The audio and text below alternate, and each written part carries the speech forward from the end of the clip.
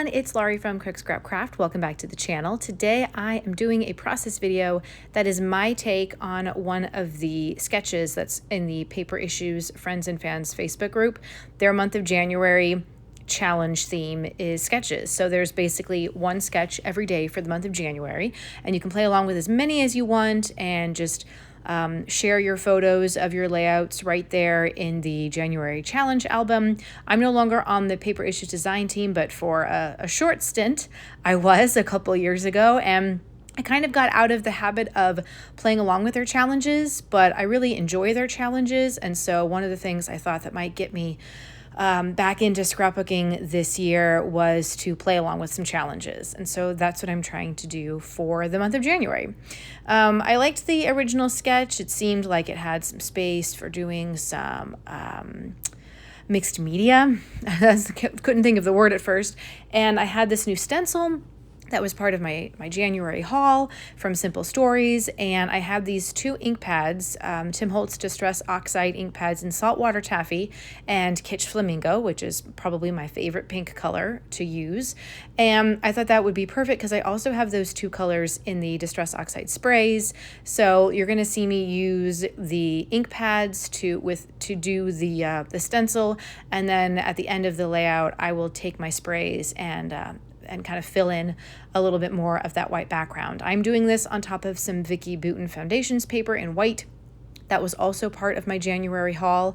And I'm just trying, I couldn't find a pencil. Normally, if I'm going to do something like this, I will kind of outline the edges of where I want the photos to go. But I swear I had a pencil, and the only pencils that I could find on my scrap desk had not been sharpened. So that wasn't going to be very helpful. So I was just trying to kind of eyeball where I thought they might end up. And what I wanted to do with this is kind of do an ombre effect.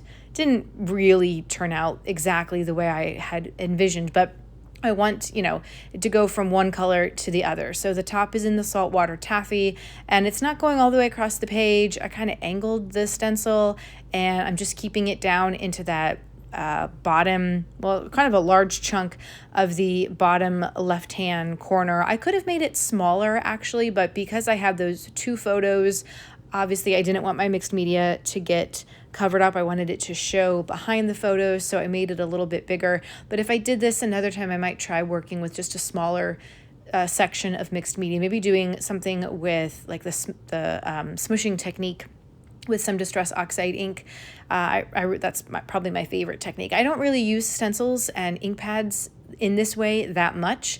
Sometimes if I use a stencil, I just spray it with the Distress Oxide ink because I have more of those than I have ink pads. But for this one, I was like, you know what? Let's break out these ink pads. I had clean daubers for my scrapbook.com ink daubers, and so I kind of just went with it. Now, I did get a little bit of that flat edge of the stencil on the page, which I don't totally love, but some of my embellishments are going to end up covering that up, so it's not really that big of a deal.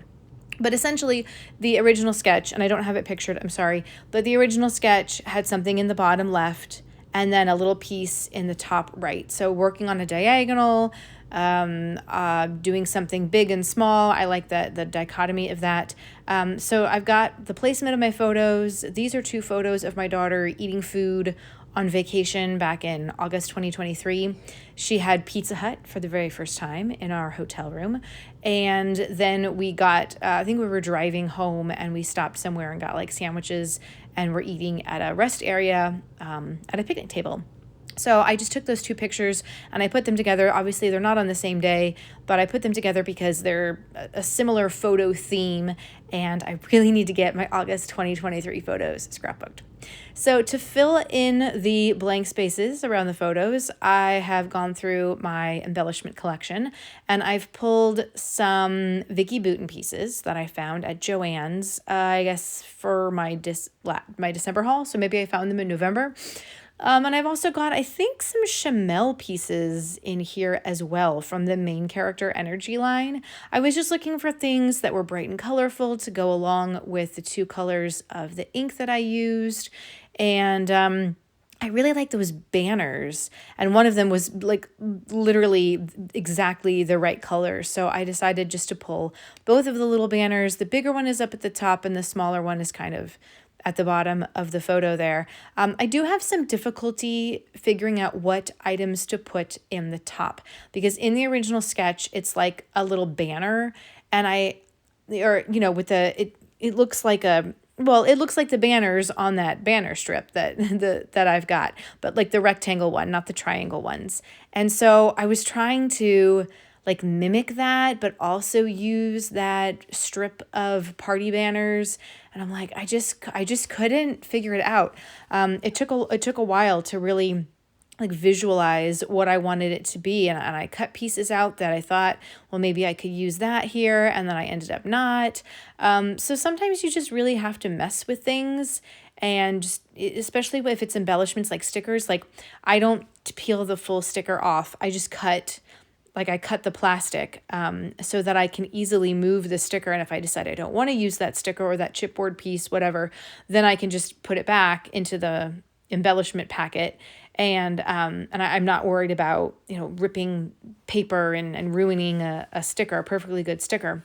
So I just like to move things around a little bit as much as I can before I sit down to actually scrapbook. I will go through my things and try to pull pieces that I think will work.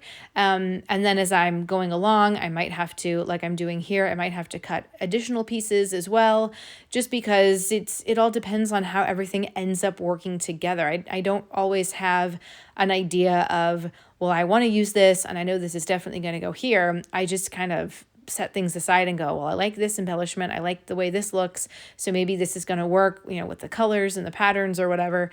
And then I just start kind of moving things around. And generally, like with the bigger pieces, I feel like the big cluster of everything with the photos and the embellishments, that came together really easily. I was just kind of like, this should go here and this should go here. But sometimes, especially with smaller things, it doesn't always work out as well. And that's okay. The scrapbooking is not a race. We're not timing ourselves to see how fast we can make a scrapbook layout.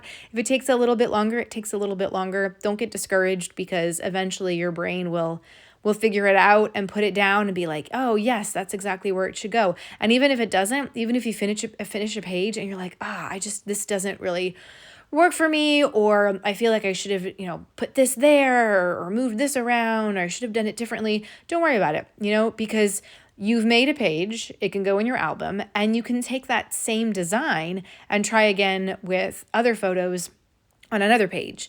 So there's always room to grow as you are scrapbooking. So please don't get discouraged. I hope that's good advice for you in the new year. I hope it's good advice for me too, and that I've actually been getting a lot of pages done. So you're going to have a really nice layout share video coming your way in February. And if you want to see that video and other process videos, then definitely make sure you are subscribed to the channel. You'll find that subscribe button below, I guess.